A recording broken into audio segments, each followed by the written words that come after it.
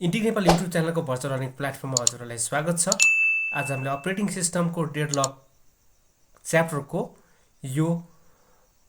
Safe and unsafe स्टेटको चाहिँ numerical गर्न गइरहेका छौँ साथीहरू। र यो डेडलक भनेपछि हामीले यो डेडलक च्याप्टर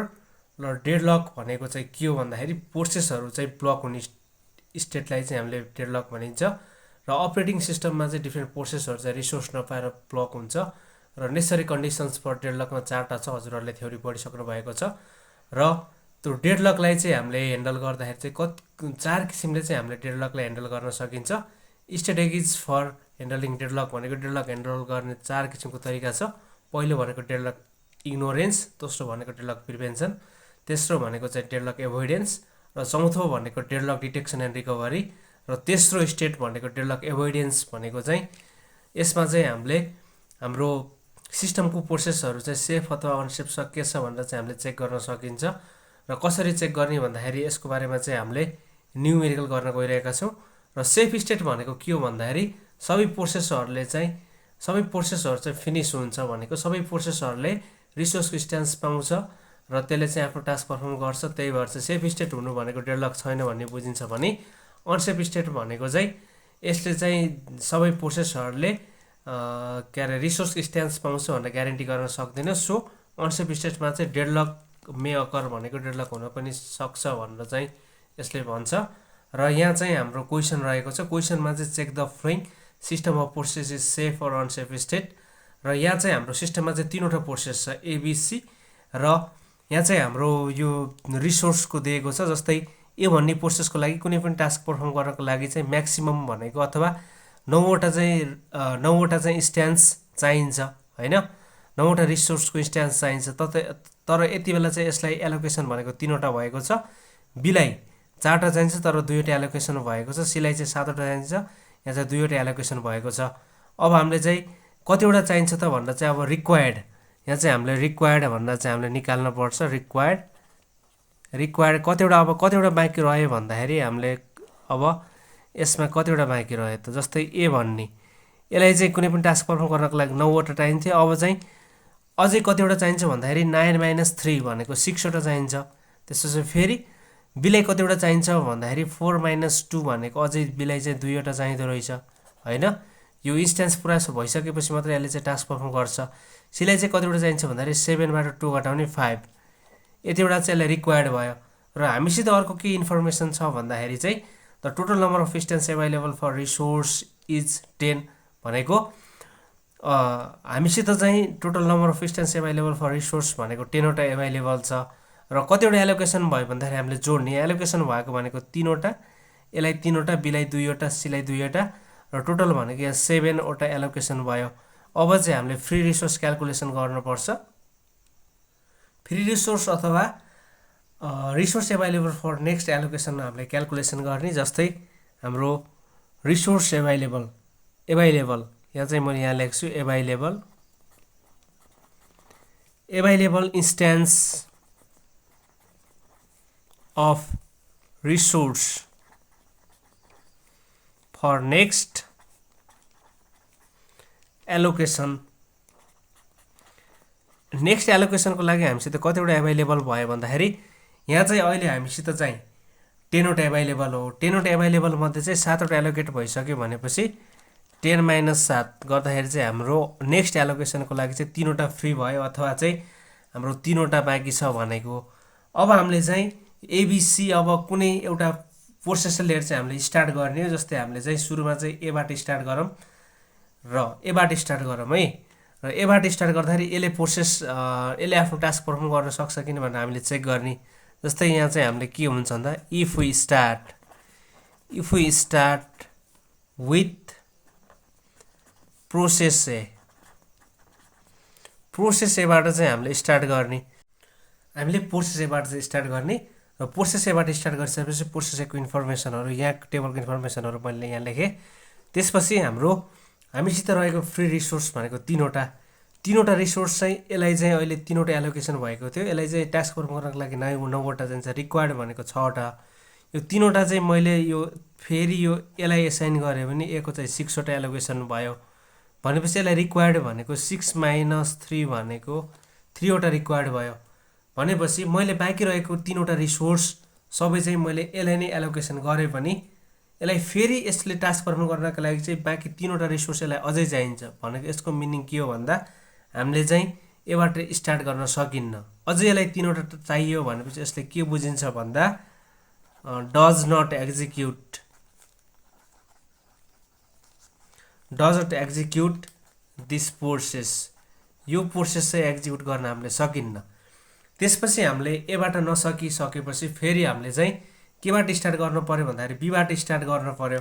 अब हामीले फेरि बीबाट स्टार्ट गर्ने इफ वी स्टार्ट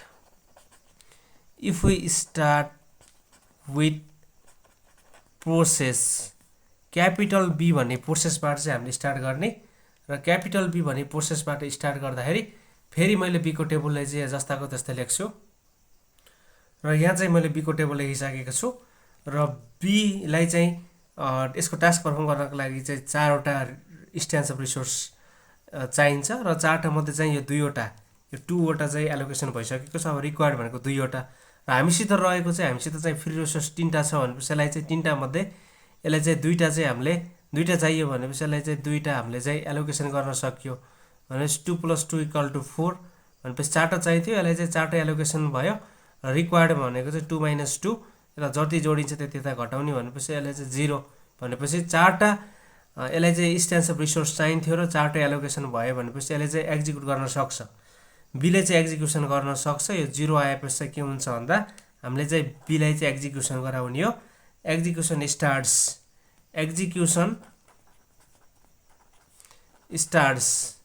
बीले चाहिँ एक्जिक्युसन स्टार्ट गर्छ र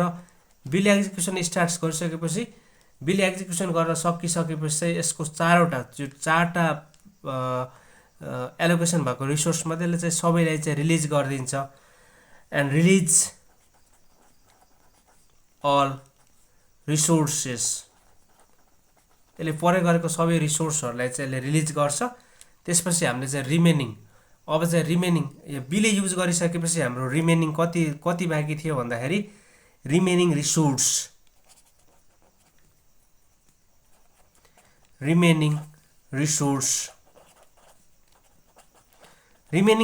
भनेको हामीसित चाहिँ फ्री रिसोर्स 3 वटा थियो बीले चाहिँ 2 वटा युज गर्यो भनेपछि पहिलेको चाहिँ हाम्रो एउटा बाँकी रह्यो 1 वटा बाँकी रह्यो 1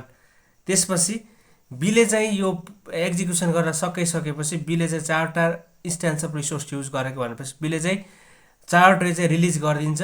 र यति बेला चाहिँ बीले एक्जिक्युसन गर्न सकाएर 4 टा रिसोर्स चाहिँ बीले रिलिज गर्यो भनेर चाहिँ हामीले कन्सिडर गर्ने टोटल रिसोर्स एभाइलेबल भनेको रिसोर्स एभाइलेबल यो कसरी निकाल्ने भन्दा यो रिमेनिङ एउटा भयो प्लस बीले चाहिँ यो 4 टा चाहिँ रिलिज गर्यो भनेर चाहिँ हामीले कन्सिडर गर्ने 1 + 4 भनेको 5 वटा चाहिँ अहिले चाहिँ हामीसित total resource instance of resource चाहिँ एभाइलेबल छ अब हामीले चाहिँ नेक्स्ट एलोकेसन भनेको यो सीलाई चाहिँ हामीले एलोकेसन गर्ने हो र नेक्स्ट एलोकेसन हामीले टेबलबाट हेर्दाखेरि नेक्स्ट रिसोर्स एलोकेसन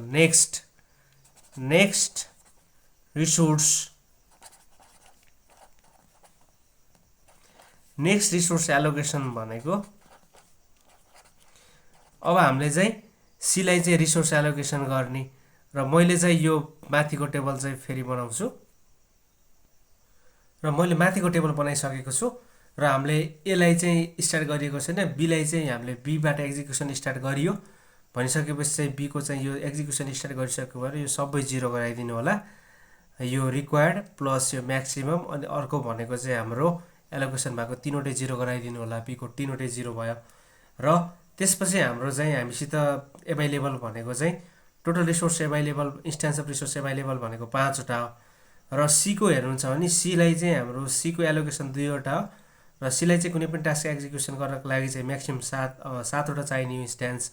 र रिक्वायर्ड भनेको 5 वटा हो भनेपछि चाहिँ यो 5 वटा हामीसित चाहिँ हामीलाई एभाइलेबल भयो भनेपछि यो सीलाई नै 5 वटा एसाइन गर्ने सीलाई 5 वटा एसाइन गरेपछि 2 + 5 भनेको यो 7 भयो भनेपछि यहाँ चाहिँ यो रिक्वायर्ड भनेको अहिले 5 - 5 गरेपछि 0 भनेपछि सीलाई चाहिँ एक्जिक्युसन गर्नको लागि चाहिँ 7 वटा इन्स्ट्यान्स अफ रिसोर्स चाहिन्थ्यो र अहिले चाहिँ हामीले 5 वटा हामीसित भएको फ्री हामीले चाहिँ यसलाई सीलाई एसाइन गऱ्यौँ भने चाहिँ सीले चाहिँ एक्जिक्युसन स्टार्ट गर्न सक्छ भनेपछि यहाँ 0 आउनु भनेको चाहिँ हामीले फेरि चाहिँ सीबाट एक्जिक्युसन स्टार्ट गर्छ भनेको यसको 0 को मिनिङ के हो भन्दाखेरि एक्जिक्युसन स्टार्ट्स गर्छ एन्ड रिलिज त्यसपछि यसले चाहिँ सबै रिसोर्सहरू चाहिँ रिलिज गर्छ अल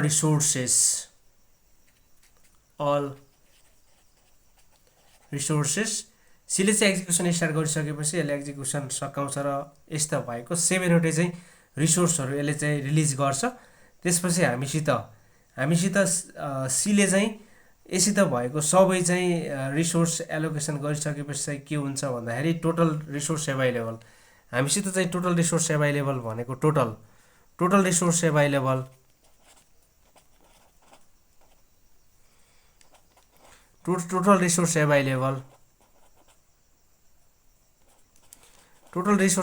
भनेको चाहिँ सीले 7 वटा युज गरेको थियो र यसले 7 वटा चाहिँ यसले रिलिज गरेपछि चाहिँ हामीसित चाहिँ 7 वटा चाहिँ रिसोर्स एभाइलेबल हुन्छ र अब हामीले फेरि नेक्स्ट एलोकेसन गर्नुपर्छ नेक्स्ट एलोकेसन भनेको चाहिँ हामीले फेरि अब एबाट स्टार्ट गर्ने र अगेन नेक्स्ट एलोकेसन भनेको चाहिँ next resource allocation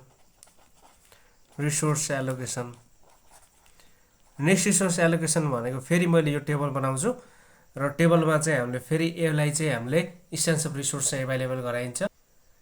next resource allocation गर्दाखेरि चाहिँ अहिले भर्खरै चाहिँ हामीले सीले एक्जिक्युसन गरेर सीले चाहिँ सबै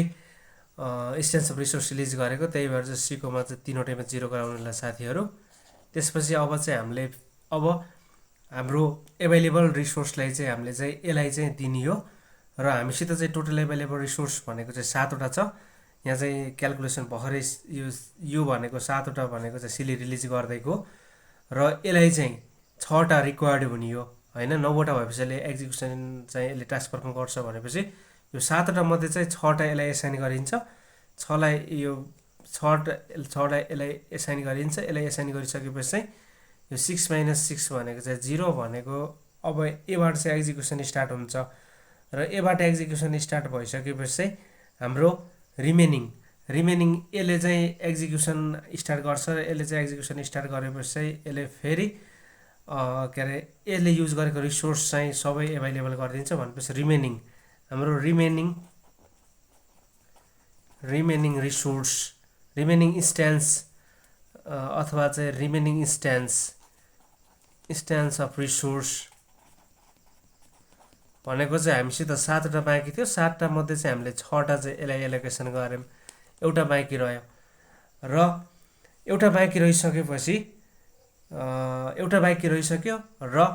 यसले एक्जिक्युसन स्टार्ट गरेर अनि त्यसपछि यसले एक्जिक्युसन सकिसकेपछि फेरि यसले चाहिँ 9 वटा यसले चाहिँ 9 वटा रिसोर्स इन्स्ट्यान्स अफ रिसोर्स चाहिँ रिलिज गरिदिन्छ भनेपछि हामीले बीबाट सुरु गऱ्यौँ भन्ने हामीले चाहिँ यहाँ बीबाट सुरु गरेको पहिला चाहिँ हामीले यसलाई चाहिँ गऱ्यौँ यसले चाहिँ टास्क पर्फर्म गर्न सकेन भनेपछि हामीले बीबाट सुरु गर्यो बीले एक्जिक्युसन स्टार्ट गर्यो बीले एक्जिक्युसन स्टार्ट गरेपछि सबै रिसोर्स रिलिज गरिदियो त्यसपछि हामीले फेरि सीबाट सुरु गऱ्यौँ सीले पनि एक्जिक्युसन स्टार्ट गर्यो सीले अनि अल रिसोर्स रिलिज गरिदिसकेपछि फेरि हामीले चाहिँ एबाट सुरु गऱ्यौँ र एबाट सुरु गरिसकेपछि पनि जोस हामीसित रहेको रिमेनिङ इन्स्ट्यान्स अफ रिसोर्सले चाहिँ यसलाई पनि एक्जिक्युसन गरायो यहाँ चाहिँ रिमेनिङ इन्स्ट्यान्स अफ रिसोर्स 0 भए पनि यहाँ चाहिँ यसले चाहिँ एक्जिक्युसन स्टार्ट गर्छ भनेको यसलाई चाहिने चाहिँ त्यो रिसोर्स चाहिँ हाम्रो सिस्टमले चाहिँ एभाइलेबल गराउन सक्यो त्यही भएर चाहिँ यो सिस्टम चाहिँ सेफ छ अथवा चाहिँ यसमा डेडलक छैन भनेर हामीले भन्न सकिन्छ र अब चाहिँ यो सिस्टम चाहिँ सेफ छ है अब यो यसले पनि लास्टमा चाहिँ यसले पनि एक्जिक्युसन स्टार्ट गरेपछि चाहिँ so our system is safe है हाम्रो कन्क्लुजन भनेको चाहिँ our system is this is safe state हाम्रो सिस्टम चाहिँ सेफ स्टेटमा छ यो चाहिँ एकदमै ख्याल गर्नु होला र हाम्रो अर्को भनेको एक्जिक्युसन अर्डर भनेको चाहिँ एक्जिक्युसन अर्डर भनेको पहिला हामीले केलाई गराएको भन्दाखेरि एक्जिक्युसन पहिला चाहिँ हामीले बीबाट सुरु गरेको, बीलाई चाहिँ एक्जिक्युसन गराइयो, त्यसपछि बी गरिसकेपछि सीले, र सीले गरिसकेपछि एले गर्यो, र यसरी चाहिँ हामीले सिस्टमको सबै प्रोसेसहरूलाई चाहिँ हामीले एक्जिक्युसन गराउन सक्यो। यसरी हजुरहरूले चाहिँ कुनै पनि सिस्टमको प्रोसेसहरू चाहिँ सेफ अथवा अनसेफ के छ भनेर यसरी चेक गर्न सक्नुहुन्छ। हस् त, धन्यवाद।